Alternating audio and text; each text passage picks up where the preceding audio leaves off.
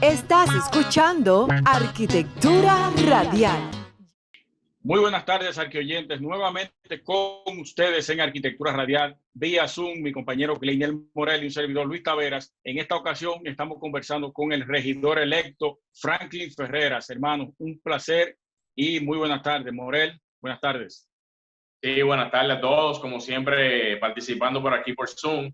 En esta ocasión, entrevistando en este caso al electo regidor por la circunscripción número 3, Franklin Ferreras, a quien le doy en este caso la bienvenida aquí en Arquitectura Radial, primer y único programa en la radio en lo que tiene que ver el sector construcción y todo lo que tiene que ver con arquitectura e ingeniería. Buenas tardes, Franklin.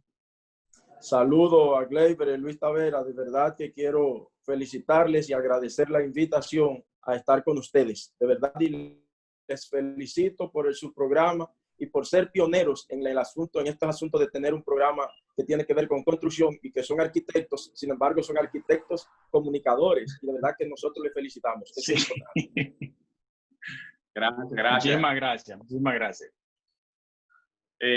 Tú sabes que sí, es muy extraño eso que tú acabas de enfatizar, que arquitecto y comunicador. Hay muchos que lo hacen, pero no de la manera que nosotros lo estamos haciendo, con un programa dirigido especialmente al sector construcción. Eso es cierto. Franklin, comenzando en este caso con lo que es tu perfil, tú sabes que mucha gente realmente no conoce de lo que son los personajes que trabajan directamente en la parte de la regiduría, en este caso del Distrito Nacional y de otras demarcaciones. Y nos gustaría conocer un poquito de tu historia, o sea, en este caso, ¿de dónde viene Franklin? O sea, su descendencia, dónde, por ejemplo, se desarrolló. Cuéntanos un poquito sobre eso para hacer esa introducción, para que la gente pueda conocer un poquito de ti. Bueno, muchas gracias de verdad por brindarme esta oportunidad. Franklin Ferreras nació en Neiva, un campo del lejano sur, imagínense, en el estero de Neiva. Y entonces de ahí estudié, me hice profesor maestro normal primario en San Juan de la Maguana, en la Escuela Normal Urania Montaz. Y en 1995 entonces llego aquí a Santo Domingo y a la Escuela República de Colombia, que está enclavada en el ensanche Luperón, pero que recibe los estudiantes de Capotillo, de Las Cañitas, de Gualey, de 24 de Abril, del mismo Luperón, de ahí del barrio La 40, de todo ese sector hasta de Villas Agrícolas. Y todas las zonas aledañas es donde nosotros recibimos los alumnos y nuestros estudiantes. Luego de ahí entonces hacemos una licenciatura en INTED, que nos graduamos en licenciado en educación. Ahí nos graduamos summa cum laude con honores. Pero luego hacemos una maestría en la Universidad Católica de Santo Domingo y también nos graduamos con honores. O sea, esa es una maestría en planificación y administración educativa. Y desde que llego a la escuela, entonces nosotros nos involucramos en lo que es la parte sindical, en la parte de defensa de la educación y los intereses de los maestros. Y ahí fuimos entonces electos presidente de la Unidad de Base Sindical y Pedagógica de la Escuela República de Colombia. Y al año siguiente entonces pasamos a formar parte de la dirección de la seccional norte del Distrito Nacional como secretario de Actas y Correspondencia. Luego pasamos entonces a dirigir, a encabezar la presidencia de la Asociación Dominicana de Profesores desde el 2005 hasta la fecha. O sea, nosotros somos presidentes por más de 15 años, en más de 5 ocasiones en forma consecutiva, presidente de la Asociación Dominicana de Profesores, donde nosotros somos abanderados de la educación de calidad y de la defensa de la educación pública de calidad y entregado a los alumnos. Allí, por eso ustedes ven que hemos hecho importantes aportes desde la Asociación Dominicana de Profesores, pero también somos dirigentes de la Cooperativa Nacional de Servicios Múltiples de los Maestros. Yo fui secretario del Consejo de Administración. ¿Perdón? COPNAMA, sí. Entonces también fui dirigente. En la actualidad soy vocal del Consejo de Administración, pero yo fui también el presidente del Comité de Juventud de Asia América. Esa es la Alianza Cooperativa Internacional de las Américas, que para eso creamos el Comité de la Juventud, donde nosotros teníamos que viajar a un país diferente de América a formar jóvenes cooperativistas y hablarles del cooperativismo, de la filosofía, de los valores, de los principios. Y todos esos elementos en representación de CONAMA. Fuimos también miembros de la Federación Dominicana de Cooperativas, FEDOCOP, en representación de CONAMA también. Y entonces una vasta experiencia y en ese sentido, una vinculación. Bastante alto, ¿sí? Perdón. Amplio, amplio. Sí, digo yo que su historia a nivel personal es bastante amplia porque ese histórico que viene, por ejemplo, desde Neiva hasta la actualidad, recorre de todo. O sea, son diferentes instituciones, diferentes o sea, puertas que se han abierto en el ámbito suyo. Así es, bastante. Entonces, yo me inscribí en el PLD en el 1994, allí en el Comité Intermedio César Augusto Sandino, y ahí fui a un comité de base. Primero fui a un círculo de estudio y luego para hacer... Usted tuvo que hacer... Sí, eso le iba a preguntar. ¿Tuvo que hacer los círculos de estudio? Los círculos de estudio, sí. Prácticamente los últimos, los penúltimos círculos de estudio que se hicieron, lo hicieron en mi generación. Y entonces a partir de ahí nos hicimos miembros y luego ya en el 96 con la ascendencia del PLD al poder, entonces nosotros sí éramos miembros. Y ya de ahí nosotros siempre nos hemos involucrado en el partido, en el PLD, ayudando a mucha gente a ser candidato, ayudando a mucha gente, pero nunca habíamos aspirado, nunca. Sin embargo, los maestros y las maestras, la gente... ¿Perdón? ¿Primera vez? Sí. Y la gente en el sector educativo y todo el mundo, tú tienes que aspirar, tú debes aspirar. Yo nunca le había hecho caso a eso. Sin embargo, en esta ocasión asumí el reto que me decían, ese don de servicio, esa vocación de servicio que tú tienes que ponerla también al servicio de la comunidad. No puede ser que solo nos beneficiemos nosotros, los maestros, los docentes. Bueno, pues yo asumí el reto, de verdad que se los digo. Y asumí el reto y entonces reuní los maestros. Recuerdo que les dije, ustedes quieren que yo aspire, no hay problema. Yo voy a aspirar entonces a regidor, como ustedes me han dicho. No queremos regidor, queremos algo más. Digo, no, pero es que yo tengo que ser, primero, empezar por abajo, como dicen las Sagradas Escrituras. Como en lo poco me fuiste fiel, en lo mucho te pondré.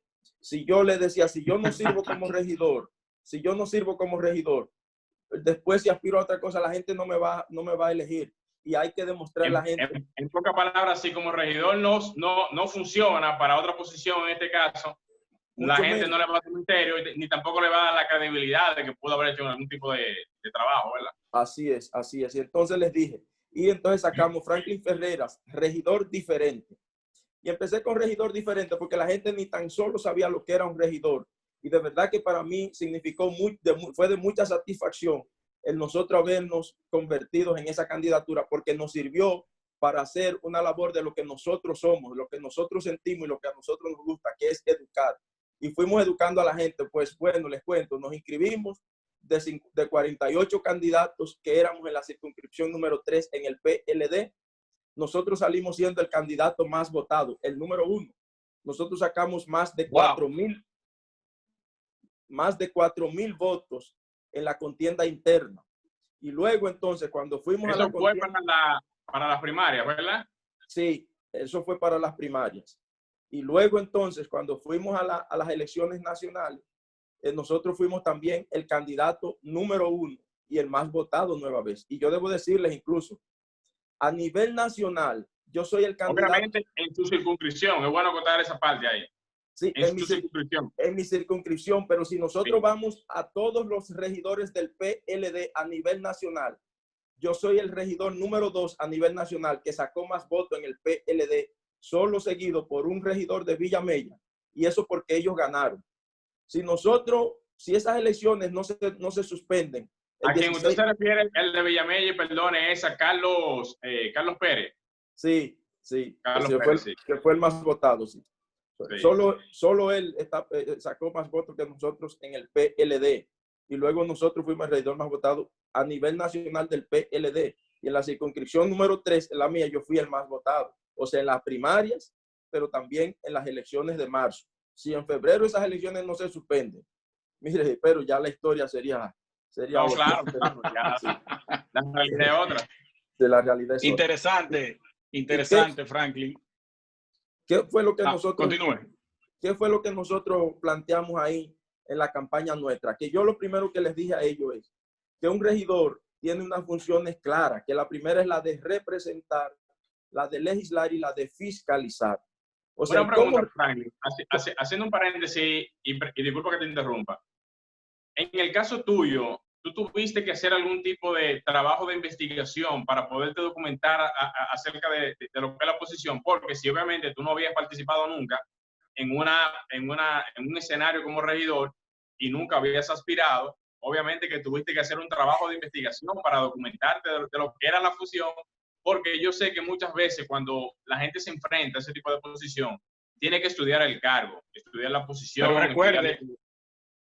recuerde que él es miembro del PLD del 94. Él viene estudiando todos los procesos políticos desde esa época. Él conoce y sabe qué es lo que hace un regidor. Sí, Gleyber, bueno, pero lo que sí. Gleyber dice realmente, Gleyber dice es así. Yo como profesor también soy buen estudiante. O sea, yo antes de ir a un examen, yo estudio mi clase. Yo estudio mi clase, así es como usted dice. O sea, yo lo primero que hice fue que tomé la ley 176-7 que rige los municipios del Distrito Nacional. Yo leí, pero antes de eso yo me había leído también la ley electoral para saber lo que me corresponde, lo que debo hacer y lo que no debo hacer.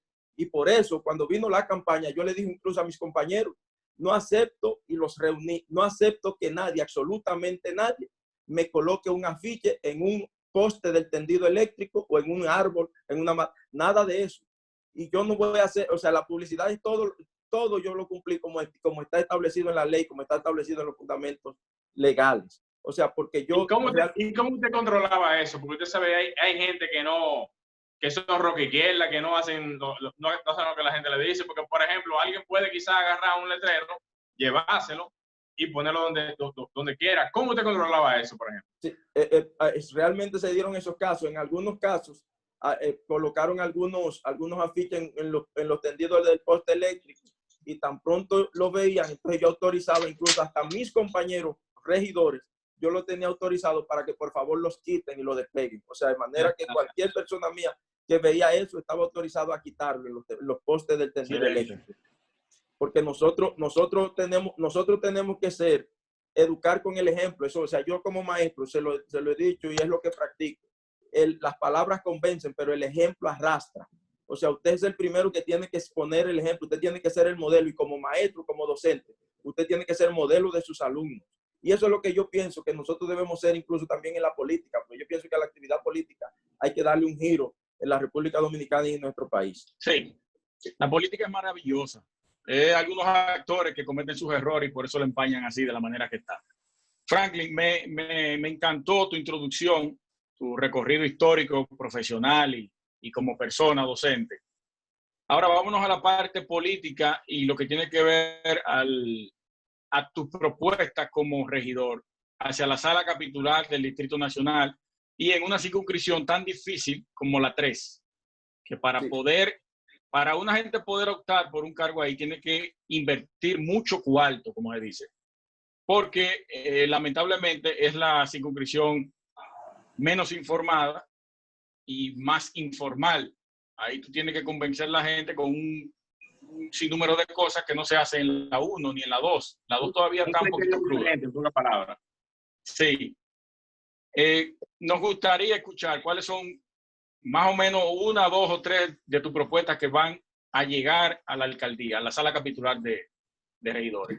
Bien, yo les dije en principio que estudié mi clase precisamente por eso y les decía que una de las primeras propuestas de un regidor es la de representar, fiscalizar y legislar. Y les decía, ¿cómo representa un regidor? Un regidor representa cuando se reúne, cuando se junta con las fuerzas vivas de la comunidad, de las diferentes comunidades que lo eligieron. Y entonces ve cuáles son los problemas más perentorios que tienen las comunidades para ir a hacer el planteamiento de esas necesidades que tienen esas comunidades y hacerlos allí en la sala, en el Consejo de Regidores. Eso nosotros lo vamos a hacer y lo vamos a cumplir porque nosotros a partir de ahora vamos entonces a convocar las reuniones con las fuerzas vivas de esas comunidades, porque no es posible que nosotros podamos seguir viviendo en una circunscripción 3, por ejemplo, que la gente camine a oscuras y estén entonces las calles oscuras y usted dice, eso es función del ayuntamiento para colocar, por ejemplo, las lámparas del tendido eléctrico. Entonces usted dice, pero ¿y cómo es posible que nosotros estemos en una circunscripción apagada? Así no puede ser. ¿Y qué le costaría al Ayuntamiento del Distrito Nacional desarrollar un programa de iluminación, por ejemplo, en la circunscripción número 3? Eso es barato. Vaya usted mismo y cotice una lámpara para que usted vea qué cuesta al detalle. Imaginémonos que la compramos entonces al por mayor y que esos mismos camiones de la CDEE deben instalarlas. Entonces, ese es un servicio que el ayuntamiento debe hacer y debe brindarle a sus municipios. Y por eso nosotros vamos a reunirnos con esas fuerzas vivas para ver cuáles son sus problemas perentorios y puntuales para nosotros ir a plantearlos. Y segundo, vamos a legislar y a fiscalizar, porque es que hay un presupuesto y hay lo que le llaman el presupuesto participativo. Las mismas comunidades son quienes deciden las obras que van a conformarse y que se van a trabajar en sus comunidades. Nosotros como regidores tenemos que intervenir ahí y ver realmente que la obra que se aprobó en el presupuesto del Ayuntamiento del Distrito Nacional sea ejecutada. Cuando eso no sea ejecutado, entonces a mí me tendrán, y yo quiero, Kleiber, que ustedes me permitan esta tribuna para yo estar haciendo las denuncias y las cosas que no se estén cumpliendo, porque yo tengo bien clarito cuál es mi papel como regidor de frente. Usted puede contar con este espacio cuando usted lo entienda pertinente, cuando usted necesita hacer cualquier tipo de locución con referente a algún tipo de, vamos a decir, de caso o de información que usted quiera replicar. Nosotros estamos en plena disposición de brindarle el espacio para lo que usted necesite. Franklin, en ese orden, ¿quiere decir entonces que en principio esas fueron una de las propuestas o fueron una de las demandas que le hacían las personas de la comunidad en función de lo que era, por ejemplo, la posición suya, o sea, a futuro, a ocupar un cargo como regidor en este caso? Esa era una de las demandas, una de las propuestas que usted tenía en ese sentido. Esas eran parte de las demandas, sí, pero además la ciudad, además de estar oscura, también hay una inseguridad tremenda. Y nosotros decíamos que es responsabilidad de la autoridad, porque la autoridad del Distrito Nacional es el ayuntamiento, porque es el jefe de la ciudad. Entonces nosotros decíamos que debe haber policías y debe haber como más o menos una sinergia entre la Policía Nacional y la Policía Municipal, de manera que se incrementen los niveles de patrullaje a las horas pico. Me hablo 5 de la mañana, donde la gente camina temprano a su trabajo, y 6 de la tarde hasta las 8 de la noche, que es cuando la gente regresa de su trabajo. Hay un flujo más alto. Sí. Pero de igual manera que se tenga la instalación de cámaras en puntos claves, de manera que cuando se acercó un desaprensivo a tomarle el celular a usted o a quitarle la cartera, quede captado en las cámaras. Y yo le apuesto a usted que la gente incluso hasta teme ir a quitarle el celular, porque ya inmediatamente estará identificado.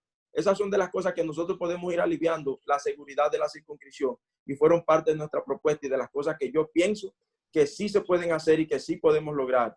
Y un elemento importante es también lo que es la escuela de formación al municipio, donde nosotros podamos enseñarle a los municipios cuáles son sus derechos con respecto al ayuntamiento, a la municipalidad, pero también cuáles son sus deberes.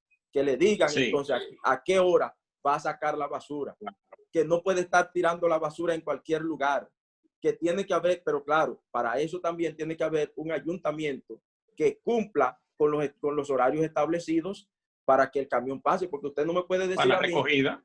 Claro, para la recogida de la basura. Usted no me puede decir a mí que el camión va a pasar por el sector a las 10 de la mañana y entonces el camión pasa a las 4 de la tarde. Entonces es una irresponsabilidad y un incumplimiento del ayuntamiento. O no pasó el camión, entonces ya la responsabilidad no es del municipio, sino del ayuntamiento, que no cumplió con el día que debió haber pasado porque está establecido. Pero el municipio entonces tiene que tener su horario establecido de la hora que va a pasar el camión, para que sea ese día y esa hora que saque la basura, y entonces nosotros estar evitando los montones y la aglomeración de basura, que usted sabe lo que implica eso también para la salud, para los municipios. Los focos de contaminación, sí. Exacto. Entonces, eso son propuestas, eso es una mínima parte de las propuestas que nosotros tuvimos en la campaña. Pero cuando usted va a sectores importantes también de la circunscripción 3, y que usted dice, pero ¿y cuál es la densidad poblacional que tiene Simón Bolívar y que tiene Capotillo? Por ejemplo, 2 sectores emblemáticos y que tienen más de 50,000 habitantes. Usted dice, pero ¿cómo es posible que aquí no haya una funeraria municipal para estos 2 sectores? Una funeraria municipal, que la gente murió alguien, que tenga una funeraria, un espacio donde velar sus deudos con dignidad y que también sea gratuito. Ese es un elemento importante y que nosotros pudiéramos realmente decirle, ¿qué le cuesta eso al ayuntamiento? Nada, eso es comprar, identificar 1 o 2 viviendas, climatarlas, acondicionarlas para eso y tener esos elementos. Y el otro elemento no menos importante es que también el ayuntamiento tiene que ver con educación. Y yo decía, ¿cómo es posible que teniendo el ayuntamiento un dinero para educación, para género y para deporte, entonces no haya en la circunscripción número 3 una biblioteca virtual? O sea, ya nosotros estamos en el tiempo de la era digital. Ya la gente, ya los jóvenes lo que usan son celulares. Entonces, ¿cómo es posible que nosotros no tengamos en la circunscripción número 3 una biblioteca virtual donde el joven que está en la universidad pueda ir y hacer su tarea allí en esa biblioteca y que tenga entonces acceso a internet y que tenga un printer ahí y que también pueda imprimir, si hay que imprimirlo, sus trabajos ahí de manera gratuita o enviárselo a los profesores por ahí mismo en la plataforma en que se está aplicando? O el joven que está en el liceo, la señora que le pusieron la tarea que se está haciendo enfermera, el joven que está estudiando en la universidad. Son elementos importantes que nosotros tenemos que replantear porque el ayuntamiento tiene necesariamente que dar respuestas a esas cosas. Y el otro elemento, no menos importante, es que en la circunscripción número 3, las escuelas laborales que nosotros tenemos las paga únicamente el Ministerio de Educación. O sea, el ayuntamiento no tiene escuelas laborales donde la señora de Capotillo pueda ir a aprender un oficio. ¿Para qué? Para poder rendir entonces luego y poder tener, si se quiere, un emprendimiento que pueda una independencia económica, exacto. Sí, correcto. O sea, esos elementos yo pienso que también hay que revalorizarlo y hay que volver a encontrarlo ahí en el ayuntamiento del distrito. Para el 2016, la circunscripción C3 tenía aproximadamente el 42% de la población del Distrito Nacional. Así es. Así Entonces, es. esto es una circunscripción muy difícil, pero con personas como usted, con toda esa propuesta y toda esa iniciativa, yo creo que puede haber un cambio significativo. Usted puede contar con nosotros, el apoyo nuestro, ya lo conocí a través del compañero Morel, y el programa va a estar totalmente a su disposición, y en cabina nos gustaría que en algún momento usted pase por allá también para ver cómo van los trabajos allá en el ayuntamiento. Y esta nueva gestión también, a ver cómo va eso. Así es que a nosotros nos toca realmente, cuando hablé ahorita de fiscalizar, es que el Consejo de Regidores es el órgano fiscalizador y rector. Por eso, nosotros nos toca realmente darle seguimiento. Nosotros nos toca aprobar un presupuesto del ayuntamiento, pero también nos toca darle seguimiento a la ejecución de ese presupuesto. Entonces, por eso nosotros vamos a fiscalizar cada una de las inversiones de ese ayuntamiento, hacia dónde vamos, si realmente se están cumpliendo. Y cuando hay alguien que se está desviando, que no se está cumpliendo, a nosotros hay que justificarnos bien claro de por qué no se está cumpliendo. Y que hay un mal enfoque, escúchame, Morel, que hay un mal enfoque respecto a los regidores. No todos son como lo han encasillado, de que un sello gomígrafo del alcalde. Entonces, eso hay que romperlo ya. Así es. Franklin, sí. Yo tengo una inquietud que no quisiera que se me vaya de la mano antes de que finalicemos. Usted sabe que hay una cuota de participación que, en función a lo que es la ley de partido y una serie de modificaciones, dio apertura a que muchas personas pudieran participar en este escenario. ¿Usted tuvo algún tipo de oposición internamente en el partido para poder tener la oportunidad de participar en este caso, ya sea, por ejemplo, en lo que fueron las primarias en este caso, y en este caso también con alguna cuota de participación, ya sea en la tasa juvenil o por su desempeño en este caso? Me gustaría saber un poquito sobre eso. Mire, Gleyber, por ejemplo, ese reto, por decirlo así. Muy bien, yo debo decirle, Gleyber, que yo, gracias a Dios, pertenezco al PLD, que es un partido democrático, respetuoso de las leyes y de los reglamentos. Y ahí lo primero que se tiene bien claro en el PLD son las reglas de juego. Ahí entonces mandaron un instructivo de todo lo que usted debió haber tenido para la inscripción como precandidato a regidor o como precandidato a diputado. O sea, estaban las reglas de juego bien claritas para usted inscribirse. Nosotros no tuvimos ningún contratiempo, ninguna dificultad ni ninguna oposición para acceder a la inscripción de eso, pero tampoco tuvimos ningún problema a lo interno con ningún compañero, al contrario. todo fue muy bien, todo fue de mucha amistad. Gente, que no lo inscriban a ese, que no puede entrar aquí. No, de ninguna manera, no, todo fue muy afable, incluso en un ambiente de cordialidad y una fiesta de la democracia. Todos los compañeros, incluso usted veía que ahora es es la primera ocasión que los regidores somos electos por el voto preferencial. O sea, sí, eso es así. Inclusive, parece que se fue Franklin. Inclusive, Franklin, ¿tú sabes por qué te hago la pregunta? Porque este escenario es muy diferente. Fíjate que tú al principio comenzaste a decirle que es la primera vez que tú participas, ganas en este caso, y las condiciones que se dan al principio con una persona casi siempre nunca son las mejores, porque siempre hay mucha oposición, siempre hay ciertos factores, e inclusive me faltó preguntarte realmente cómo manejaron ustedes el tema del presupuesto. O sea, la parte que tiene que ver con el presupuesto, en este caso de toda la campaña, en relación, en este caso, a ti como regidor. ¿Cómo manejaron ustedes? Bien, gracias a Dios, nosotros, como te decía, conformamos un equipo encargado de la juventud, un encargado de la mujer, un encargado, un director operativo, un director de campaña, todos esos elementos que nosotros estuvimos ahí, un encargado de deporte, uno de género, uno de coordinación con las iglesias, uno de la comunidad, y todo ese equipo se reunía semanalmente, hacíamos una agenda de lo que íbamos a hacer, y parte de ese equipo eran los que proponían las actividades, incluso para la recolección de plata, de dinero, que tenían que ver con algunos asuntos que tienen que ver incluso de resolver situaciones en la comunidad a veces. Y yo, para decirte, por ejemplo, cuando íbamos a una reunión que a veces pedían una canastilla, nosotros no era que no dábamos la canastilla, ahora nosotros aprovechábamos la ocasión y la oportunidad para explicarle a la gente que nosotros no estábamos obligados a dar la canastilla, porque esa canastilla debió haberle llegado a esa mujer o por salud pública o por el plan social de la presidencia. Plan social. O como no le llegaba, nosotros de manera responsable, como somos un político con responsabilidad social, se la vamos a entregar. Pero que no nos vamos a tomar una foto, porque tampoco nosotros vamos a hacer campaña con la desgracia del otro. O sea, con eso le estamos diciendo a la gente, usted no tiene que votar por mí porque yo le dé una canastilla, no, de ninguna manera, sino también que me permitió educar a la gente. Y yo pienso y le decía a la gente que nosotros en la política lo que tenemos que apostar es a la construcción de soluciones en la gente y a poder ver cómo la gente puede seguir avanzando, desarrollándose de manera independiente y que no tenga que estar sujeto a que le den esto o aquello. Yo pienso que la política es de servicio y así debe ser la política. Así habla un educador, independizar a sus estudiantes, de eso se trata.